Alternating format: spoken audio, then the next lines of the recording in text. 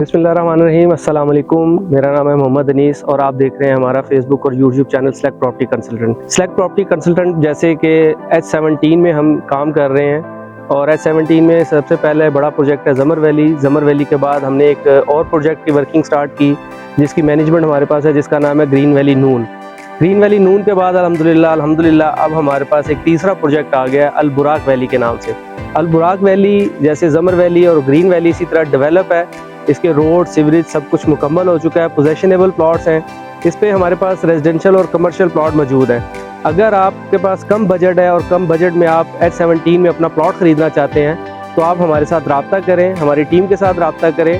हमारे पास अल्हम्दुलिल्लाह H17 में 3 ऐसी लोकेशन है, जिस लोकेशन पे आप कहेंगे हम वहाँ पे आपको प्लॉट दिला देंगे। अगर आपके बजट में आप रहते हुए अपने बजट में कम बजट में अच्छी ऑप्शन चाहते हैं, अच्छा प्लॉट चाहते हैं तो अल बुराक वैली और ग्रीन वैली नून ये 2 बेहतरीन प्रोजेक्ट हैं जो आपको कम बजट में मिलते हैं। अगर आप इससे बेहतर बजट में जाना चाहते हैं तो वो हमारे पास ज़मर वैली है। ज़मर वैली की मुख्तलिफ वीडियोस और डिटेल आपको हमारे फेसबुक और यूट्यूब चैनल पे मिल जाएगी।